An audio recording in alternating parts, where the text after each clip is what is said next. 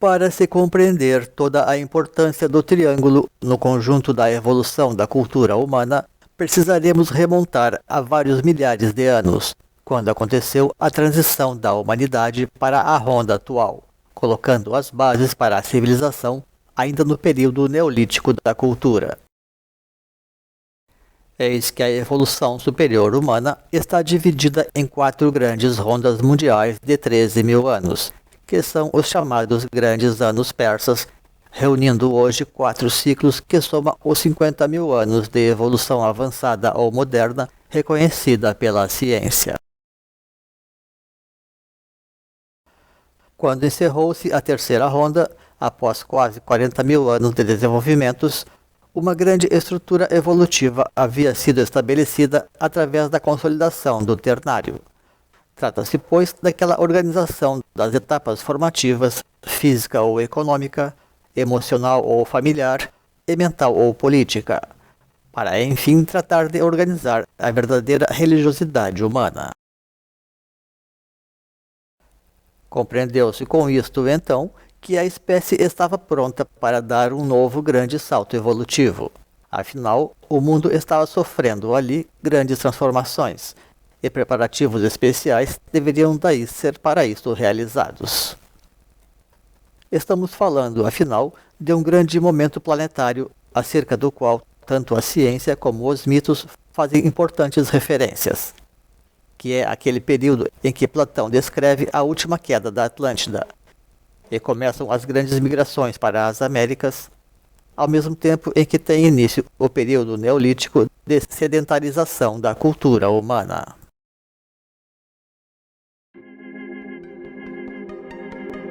O triângulo simbolizava, então, a conquista da natureza exterior, representada pelos reinos mineral, vegetal e animal. A humanidade havia então se organizado de tal modo que estes reinos estavam praticamente sob o seu domínio ou a seu serviço, inclusive de forma simbólica e espiritualmente falando muitas vezes, como provam os avanços do xamanismo sobre as energias dos elementos correlatos ou dos próprios reinos em questão. O próximo grande desafio seria agora o próprio reino hominal, o que já implicava um decisivo mergulho no interior do próprio ser humano. O despertar do coração espiritual, que é o 4º chakra, seria, pois, o grande objetivo dessa nova evolução. E se até então o ambiente dos cultos era a própria natureza, agora seria necessário algo mais específico, para simbolizar e reunir todo o acervo de conquistas humanas, a fim de possibilitar dar este novo e decisivo passo.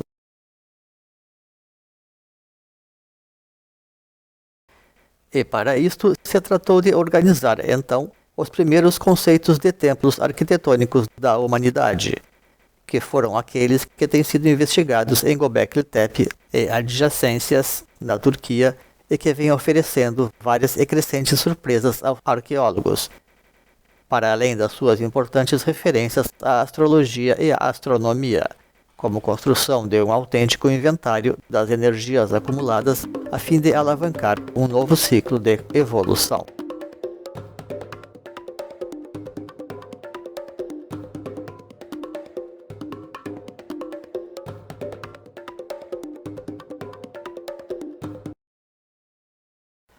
Acontece que, como que para simbolizar a consolidação do ternário na evolução humana, os planejadores deste sistema de templos, cuja multiplicidade ainda segue sendo objeto de pesquisa, determinaram inicialmente na base da sua planta geral um grande triângulo, na ponta de cada qual seria construído um templo de formato semi-elíptico, como na imagem abaixo dada, de modo que os centros de gravidade energética destes templos formassem um triângulo equilátero perfeito. E qual seria o modus operandi destes templos? Certamente uma forte ênfase na ritualística, como sugere a própria arquitetura circular ou antes semi-elíptica dos recintos, imitando as órbitas planetárias. E a exemplo das figuras zodiacais que ornavam as 12 colunas circundantes, as grandes taulas centrais também eram antropomórficas.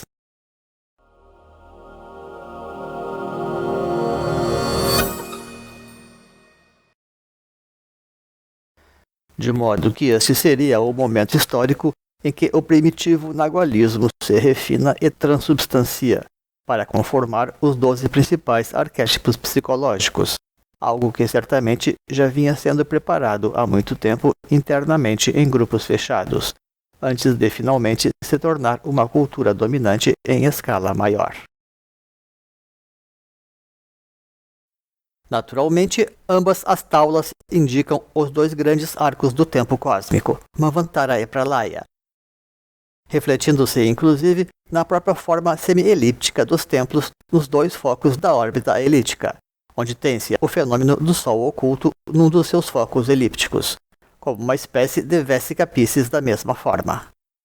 E ainda poderíamos ver nesses oblongos templos uma forma assemelhada ao cérebro humano, duplamente sinalizado então pela pineal e pela pituitária, como glândulas centrais e complementares do organismo, uma associada à luz e a outra à forma.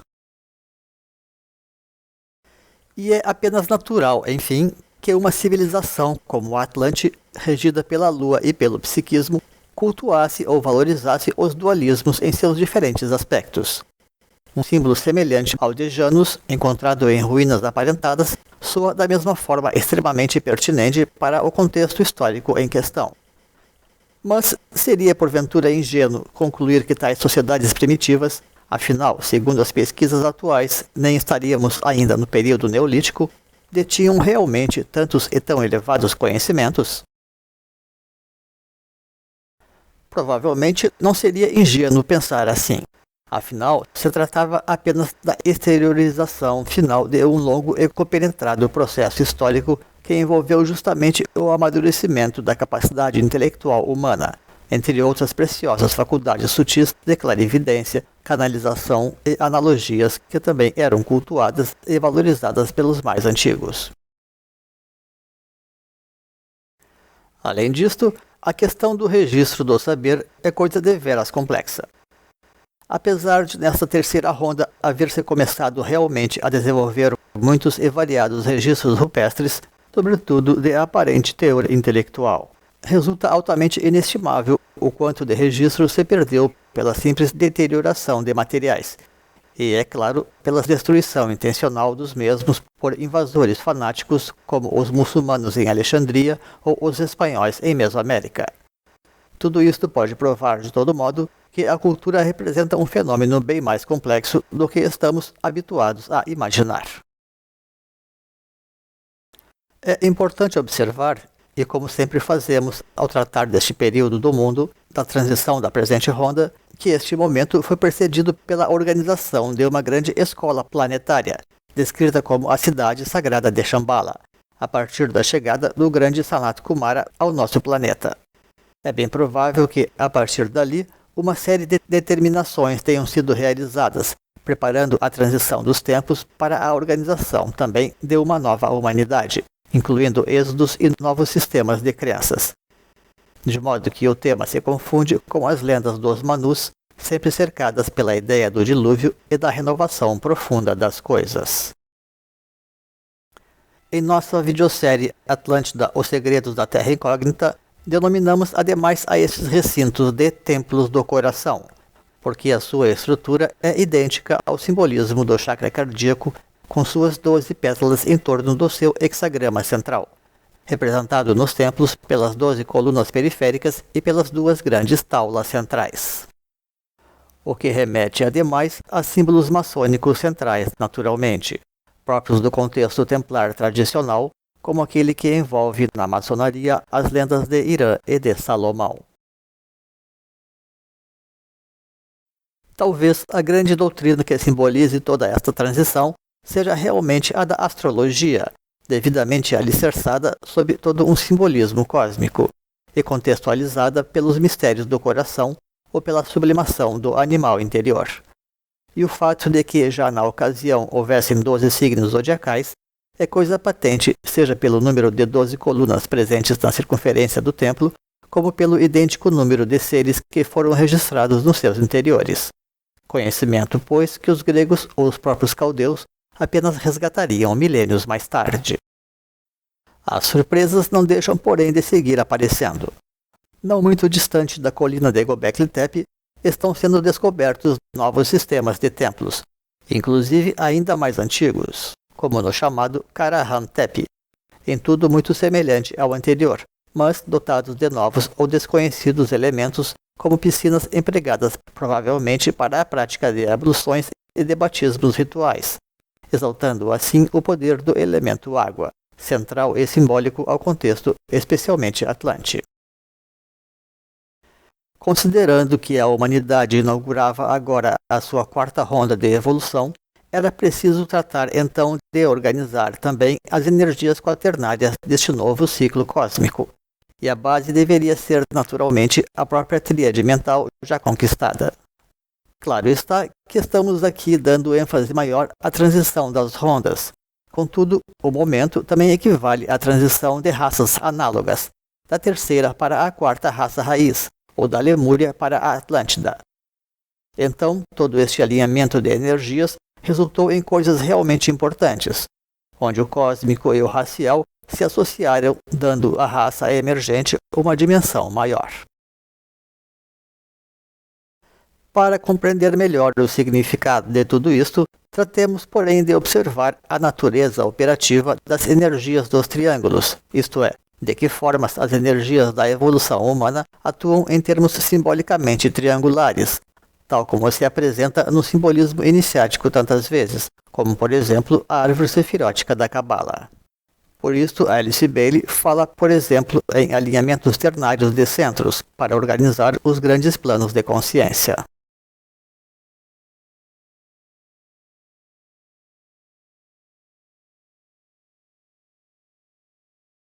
Aquilo que temos em tela é a fórmula energética dos 4 elementos, em função das diferentes combinações dos ritmos cósmicos de impulso, inércia e estabilidade. A semelhança de cada desenho com o complexo inicial de templos de Göbekli Tepe soa neste caso evidente. Os rituais realizados nestes templos empregavam então diferentes formas de circunvoluções, não raro orquestradas entre si, em sucessivos e variados movimentos, utilizando também mantras, oferendas e visualizações. Passado tanto tempo desde então, já não temos registros ou resquícios destes antigos procedimentos. Ou será que temos?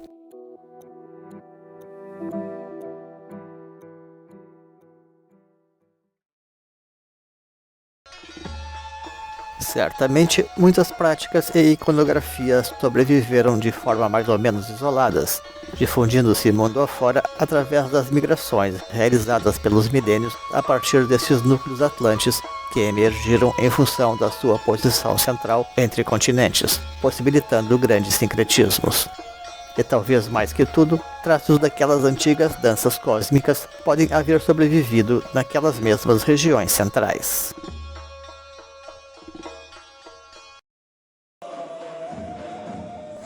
Observe-se então que, na sua maravilhosa dança, os derviches simulam com seus corpos a forma de taus, que são como cruzes triangulares. Atente para isto também, semelhantes às taulas antropomórficas que centralizam os templos mesolíticos de Göbekli Tepe.